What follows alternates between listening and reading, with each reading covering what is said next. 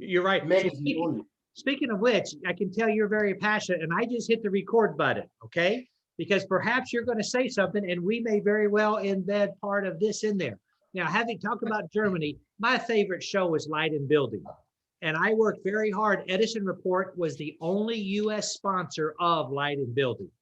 And I think that is the best show in the world. I love going to Frankfurt. And I think, obviously, I think it will happen in 2022. Yeah, it is. It's a little sad to start a bit, but we have to look at it. Actually, I think there's a little misperception in the lighting industry. I have to say, for sales agent, they think once the pandemic is over, they can go back to normal sales. I think it will change totally how the business will be done. How actually they have to engage in customers. I think branding, social profiling gets more important. Showing a product like in former times is maybe one part of it, and this was for them always a big deal. It's for sales agent, and that's will be changing. That's really something. Let's think about that. Let's think about that. So your office is in New York, but Correct. you're in Cape Cod right now because New York's not doing so well. When the pandemic ends, and let's just say that we get herd immunity and the pandemic ends in September, October, will you come back to New York, and will manufacturers reps call on you? How will that work? Sure, they will call on us. And what was your question again? Well, how will it work? Will they call on you like they've done before? Will it be the lunch and learns? Will you get your information? That is an interesting question. Actually, I think we learned so many different skills it's not only a few weeks. We all thought 2 months, we're done with this craziness of COVID when we started. We go a year plus. I think we learned a new method how to operate without having directly the contact with the lighting sales and lighting rep, lunch and learn. Why do we have to go back to that? What's the advantage of getting that? I think we were used to a long tradition of doing that. But with this time in the post-pandemic time, there will be a group who goes back to the old style.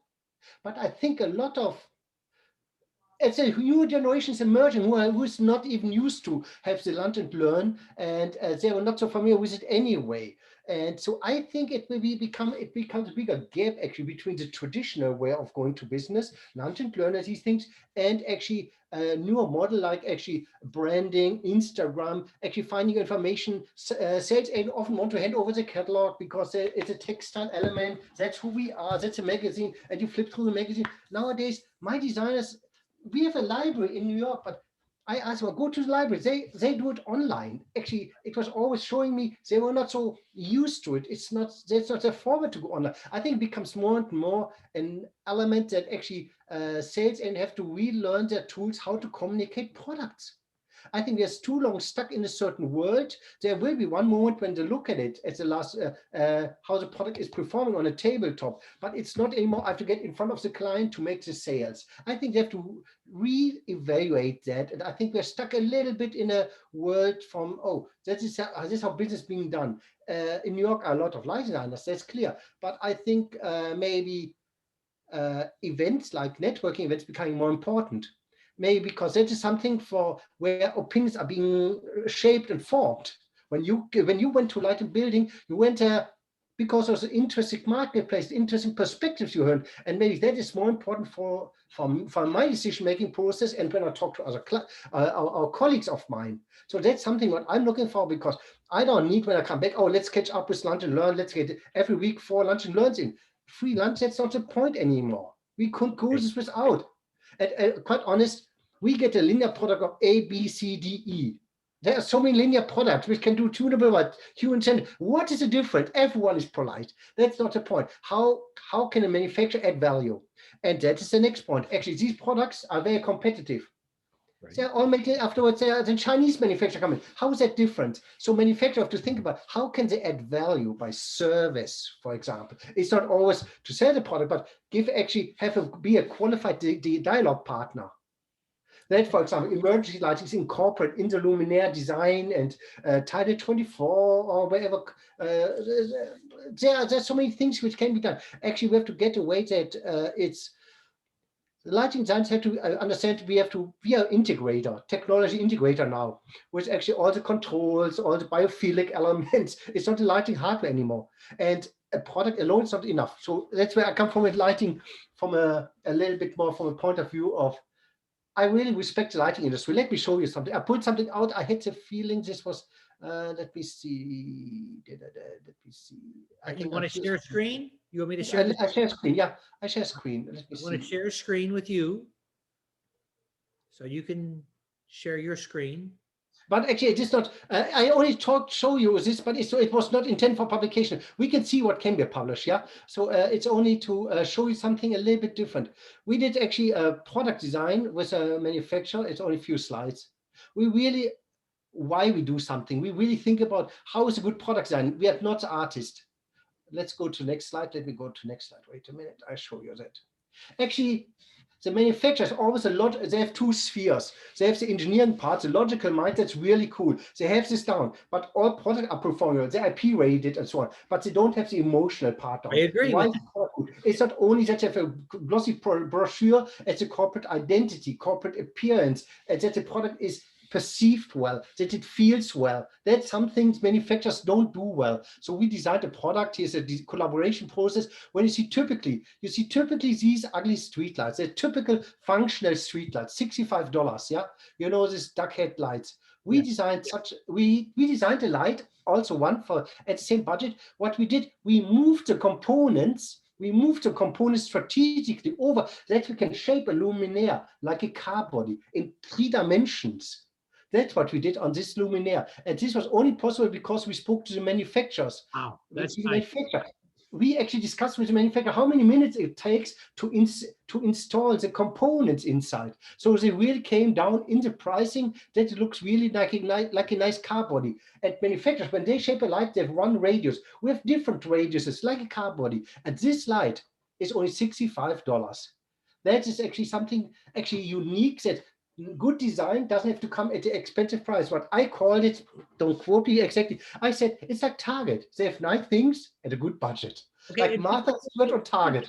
Tell me more. How does this work? So you designed a product for a US manufacturer. They take sorry for interrupting. It's a web meeting. Continue. Sorry for interrupting. Well, no problem. So they take it to market and you get a commission on it? How does that work? The point is we are known because we did the New York City streetlight. You remember there was a big competition. It was 18 years ago. I looked at it up. It was 18 years we won this competition for the New York City streetlight. 18 years ago, crazy. And we have.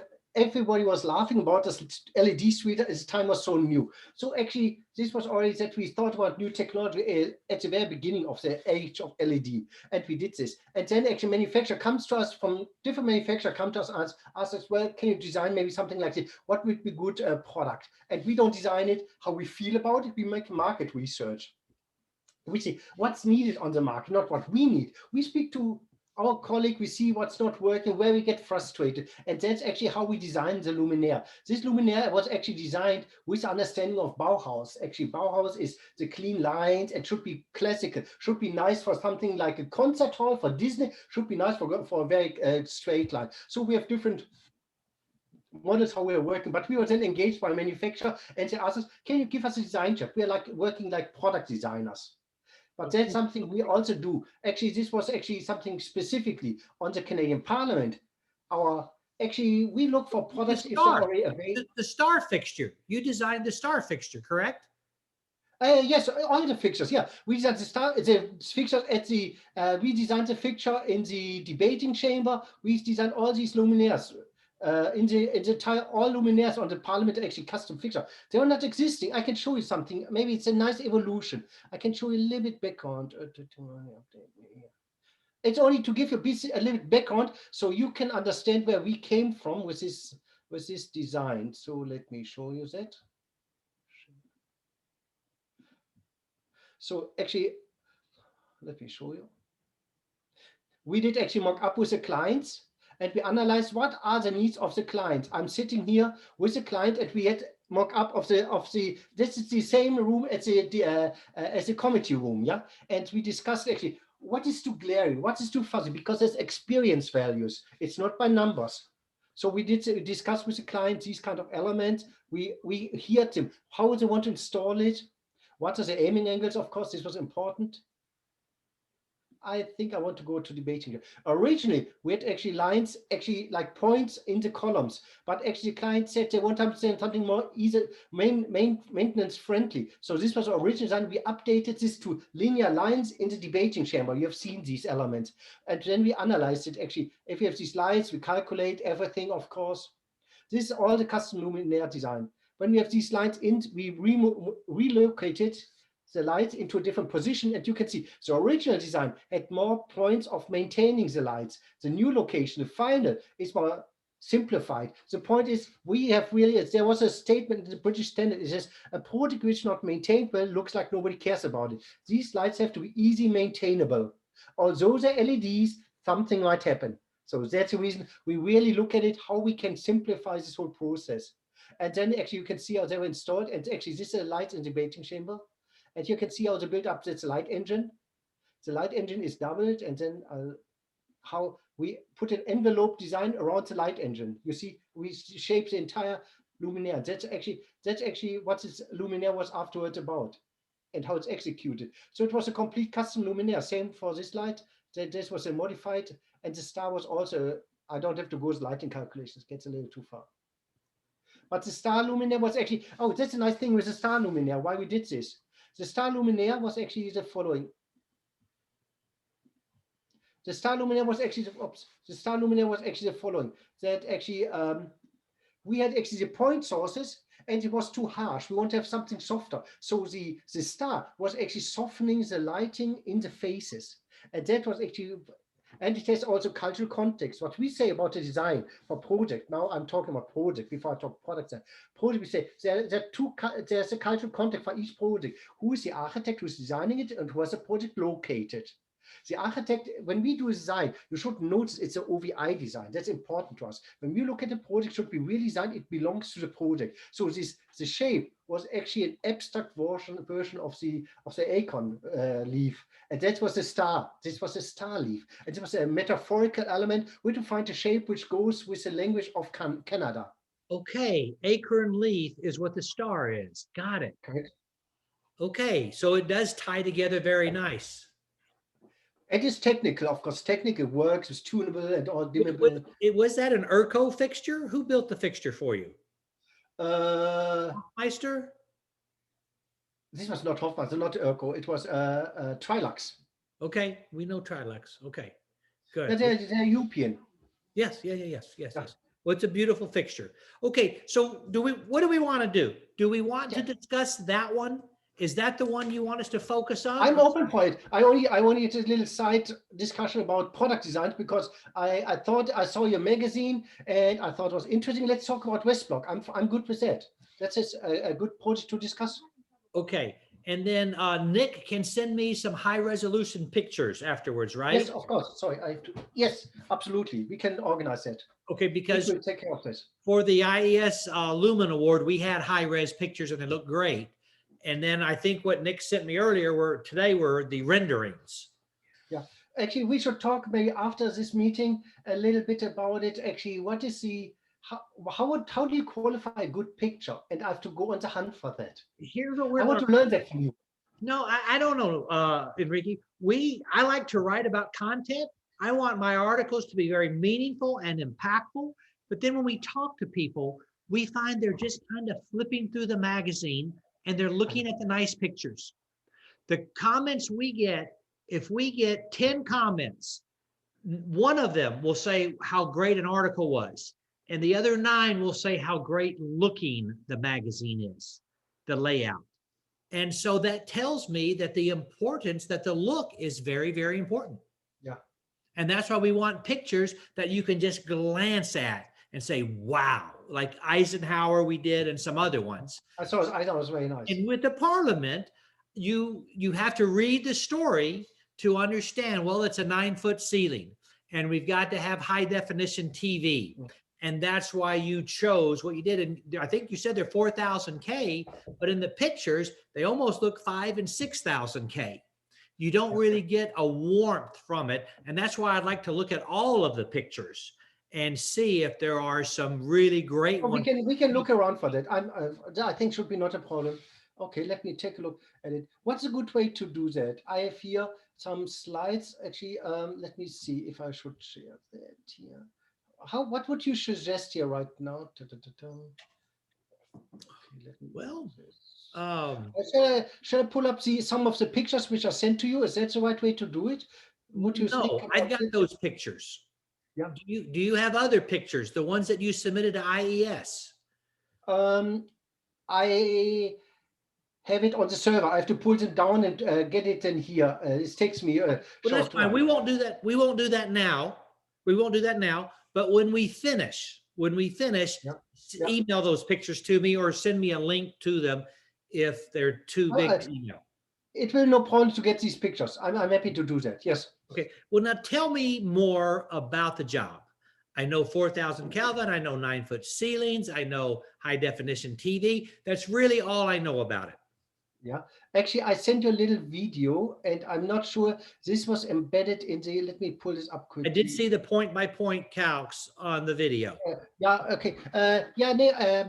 Actually, I show you a different video. I think I would like to show you this video. I'm not sure you're aware of this video. Let me show you. Share. Okay.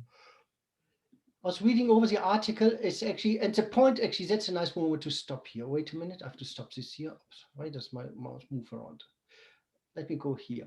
Actually, that's important video. Actually, when we did the Canadian Parliament, actually, we knew where the lights have to be. We didn't want to have lights hanging in space. So we reverse engineer, this exactly the view, based on the aiming angles. We knew where the light have to be 3D in space. We could advise the structural engineer where to put columns. Okay. I'm not sure this was coming across. This whole thing is new construction. I thought you retrofitted an existing. No, it was a complete new construction project. So actually, and so that's the reason there is this layout of the beams. So we defined, actually, based on reverse engineering, we knew where we have to be with the luminaires. We discussed with the architect, we want to get the lights away, tuck it away. We don't want to see the lights. So we want to attach it to the structure somehow. So we told them, okay, based on that, we know in plan. You see, in plan, we know where we have to be, and we know in section where we have to be. So that was the reason why this webby structure was developed. It's a tilt. So the lights which are in the beams don't have to be suspended out or re-aimed out of the beam. It can really attach to the beam because the aiming angle of the beam is really perfect for the lights. Okay, I had no idea. So you can see here the red lights, they call the front light. Okay. Okay, I can make it a little bigger. The red lights are called the front lights, and the blue lights and the green lights are the backlighting. The backlighting to make three-dimensional, to make a three-dimensional look on the. And that's something really which actually that was actually a cool engineering part. It's not actually, it's really extended lighting design. It's not placing lighting. Otherwise, talk to structural engineering, architecture to really incorporate lighting into embedded the lighting. And that's actually how we organize to get these lights really into the structure. That's why the lights could be here. Otherwise, they would be in the wrong spot. Okay. Okay. That was actually very nice we could do on this project. This was one of the parts, and then how it works out. Yeah, I've not seen this video. I've not seen this. Oh, no, I can play the video. Hold on, it was not submitted. I looked at the package, what was submitted, sent to you. Let me, so you see here where the aiming is. And this explains where the lights are in 3D and why the columns are exactly placed there then.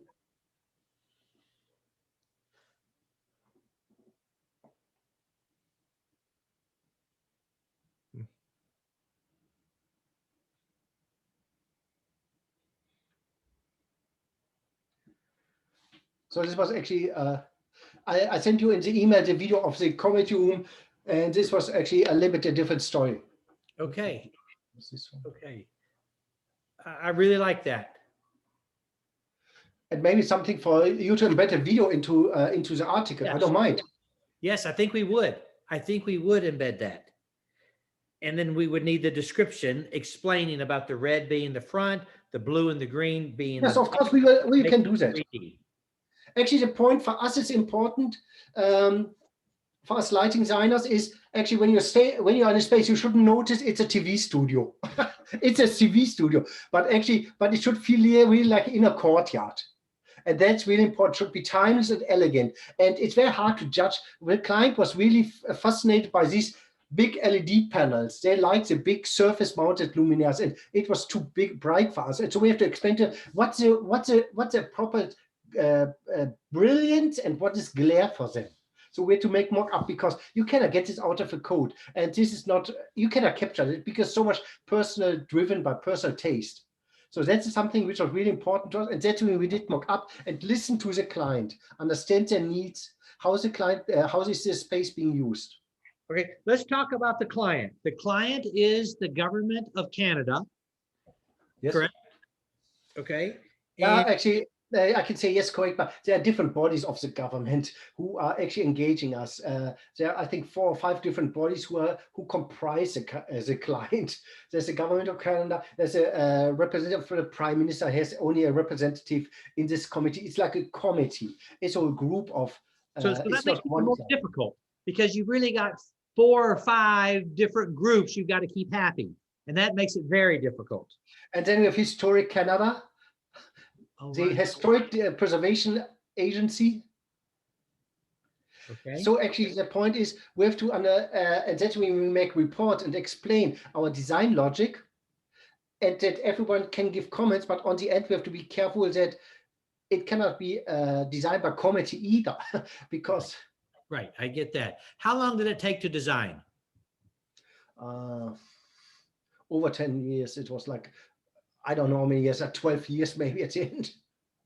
Okay, and of course the design changes during that time period because the technology continues to change. This was actually an interesting point. Wow, you are really on something. This was interesting. It was very clear from the very beginning that the client is, they saw our knowledge for our LED streetlight. And they said, OVI, we like our streetlight, we would be interested in this technology. And we explained to them the technology and they said, can we do this with LED? We said, yes, we can do that. But the point is LED will be developing throughout the process. So the parameter, like the position of the columns, don't and the branches, we call this the columns and the branches, didn't change. But the technology of the LED changed. So 1 year before the order, we made a new technology update. We said, what is our latest LED technology on the market? Right. And that was actually the update, which was then incorporated into the product. We gave years, like 6 years before we had several specifications. Let's say 6 years, 5 years. We get several specifications and we could narrow down the power consumption, how the color rendering is, which LEDs on the market. So we narrowed it down. And then just before the final tender, we could update the technology again to the latest technology. It's important for such a product. When the project opened, it should be state of art and not out of date. And right. That was really something important. We could update this technology. And at the same time, you're working with the different fixture manufacturers. So you said Trilux. Who are some other manufacturers on the job? I have to look at it. Actually, it was Trilux, Erco. Was Hofmeister on it? Hofmeister, yeah, Hofmeister was also there. There's some manufacturer on it. I have to go back. I think Vega is on this. Please do. We always do a schedule. We always do a schedule of the manufacturers. So please do send us that when you can. Absolutely, absolutely. It's maybe not a problem. I don't recall. There's so many projects going on. I want to not jump on the. But when you finished the design, when was the design finished and submitted? It was during the construction process because the major parts were set before, but the technology was finished just before the tender again. It was revised and updated like 2 years before, 1.5 years before opening. Because the tender was, I would say 2 years before opening because they have to go tender installation. Okay, got it.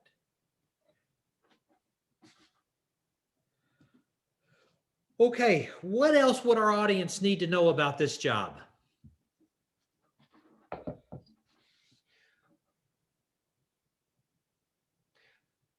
I think it's important as a lighting designers to be really, what we always try to do is we don't have to stuck on our opinions. We have to be flexible and open-minded. Actually, there's expertise at the lighting industry, which is really valuable to incorporate. It's not that light designers I see too often, they have an opinion that the light designer has very often, not very often, sometimes I perceive that light designer feel that they're the expert and then ask for certain elements. I need this.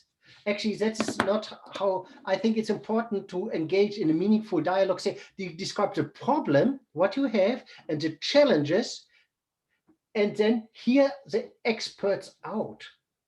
The lighting industry expert, a European, they have so many committees, and that's the reason we have a lot of technology embedded out in our projects. When we did New York City streetlight, we spoke to car manufacturers who did headlights, daylight headlights for cars, how they do LED headlights, how to incorporate LED headlights into a streetlight, because car headlights have the same challenges: vibration, heat, cold weather, like a street light. So when we speak to manufacturers, we explain to them our problem and say, what is the solution? Here's the solution we think about. What would you think? For us, it's a design dialogue. I think that is something, I think it will be valuable.